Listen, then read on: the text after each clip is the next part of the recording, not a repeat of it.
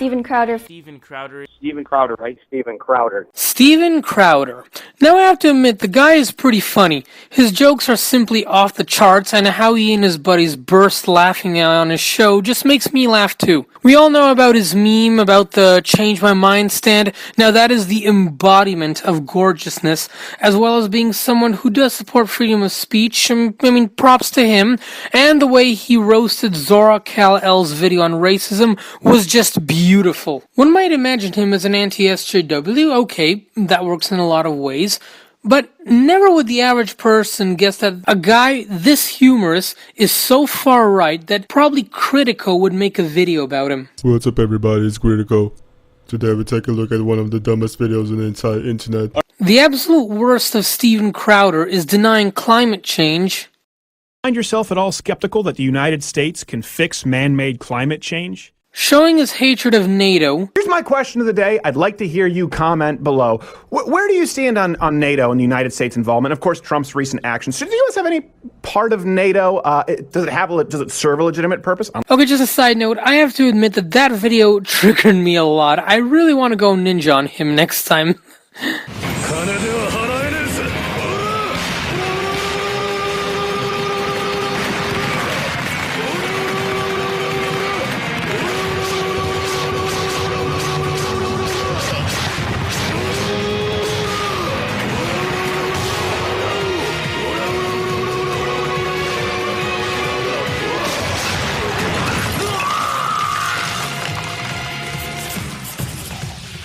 Talking about how weed was bad, a video that was an epic fail. With the recent legalization of marijuana in Colorado, talk of ganja is all the rage today. Is it harmful? Is it harmless? Should it be legal? Should it be illegal? What kind of authority does the federal government have? The problem is that a lot of information out there is dead wrong.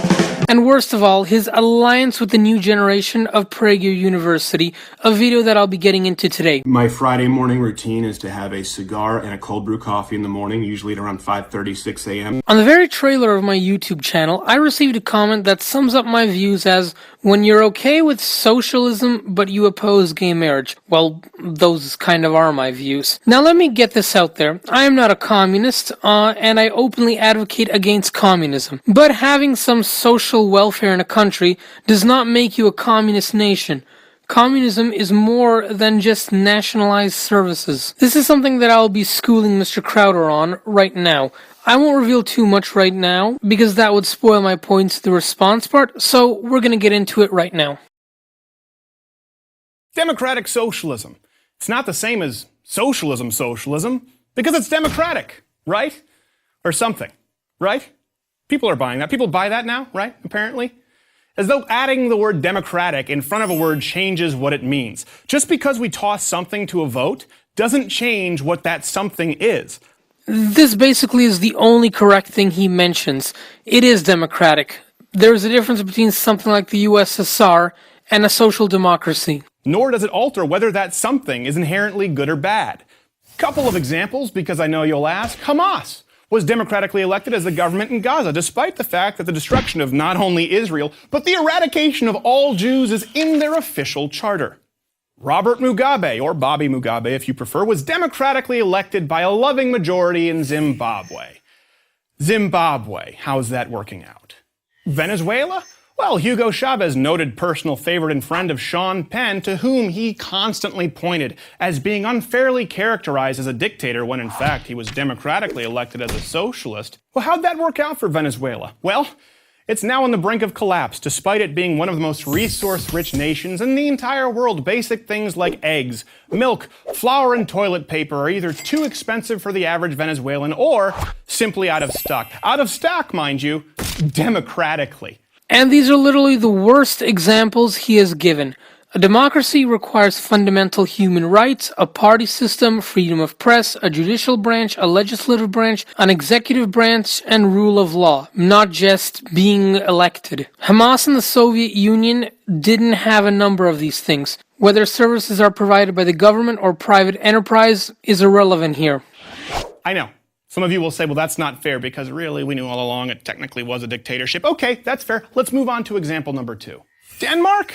Okay, here's the time where you point to an entirely homogenous population, about 1/60th the size of America's, and you point to that as the blueprint. Okay, let's go there. This is a place where the middle class can't even afford a car because of the 180% new car tax. I knew it. I knew he would go after Denmark. First, I have to ask, what is wrong with homogeneous population? Second of all, Scandinavian nations are not communist. They're regulated capitalist economies with social welfare. Third of all, most Americans can't afford a car either because they're expensive. So this argument is kind of redundant. And the Prime Minister was so fed up with Americans pointing to it as a beacon for socialist success that he felt compelled to clarify, I would like to make one thing clear. Denmark is far from a socialist planned economy. Denmark is a market economy. You mean the guy who has been found to be using taxpayer money for his own gain? Yeah, lovely example. Sweden? I love Sweden. I don't. Okay, great bikini team, and thanks to that country, my armoire now doubles as a bookcase. Speaking of which, the founder of IKEA, let's be honest, the only really cool export from Sweden, aside from a few good hockey players, left Sweden because of the stifling high tax rate. So, Sweden, good place, not bad people, but a successful model for a viable economy in today's global market? Incorrect. If that's the case, then why does everyone want to move to Sweden? Also, Kampard wanted to commit tax evasion, that's why he left Sweden. And let's not forget that he returned in 2015.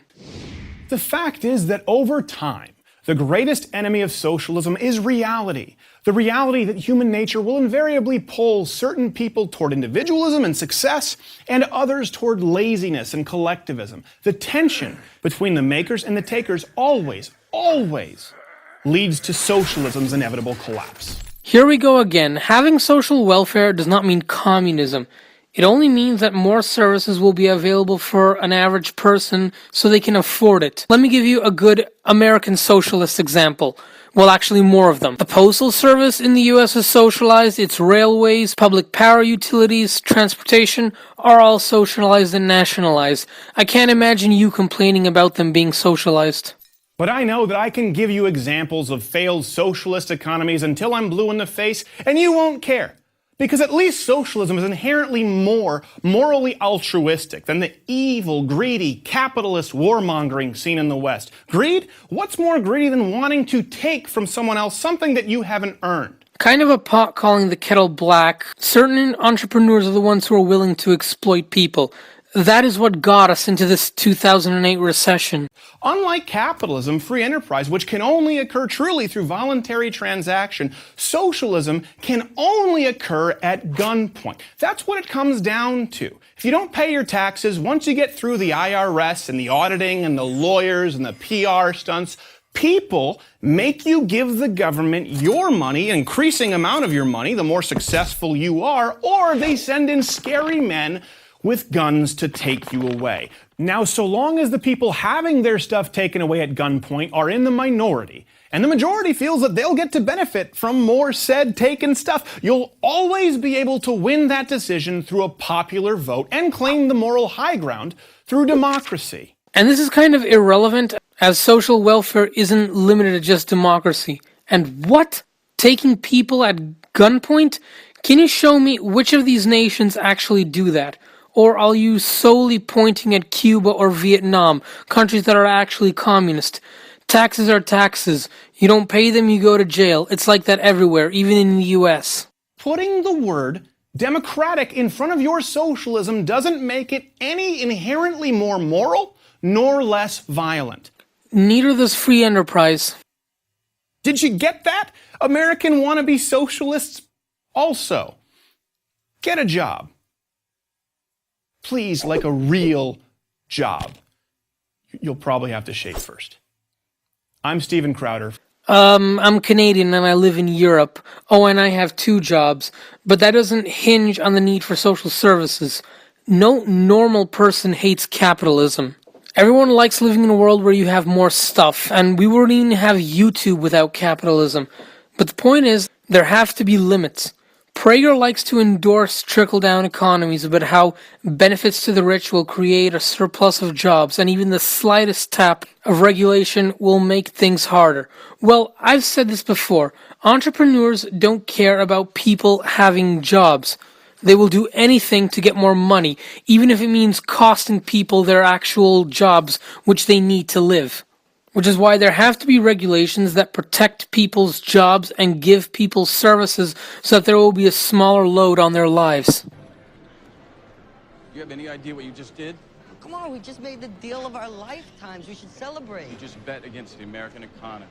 Fuck yeah, we did. Yeah. Fuck yeah. Which means, if we're right, people lose homes, people lose jobs, people lose retirement savings, people lose pensions.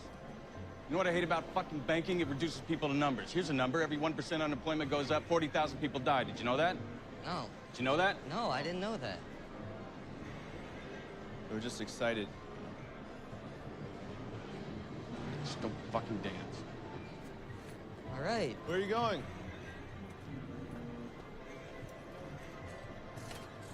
Whoa, I just got really scared.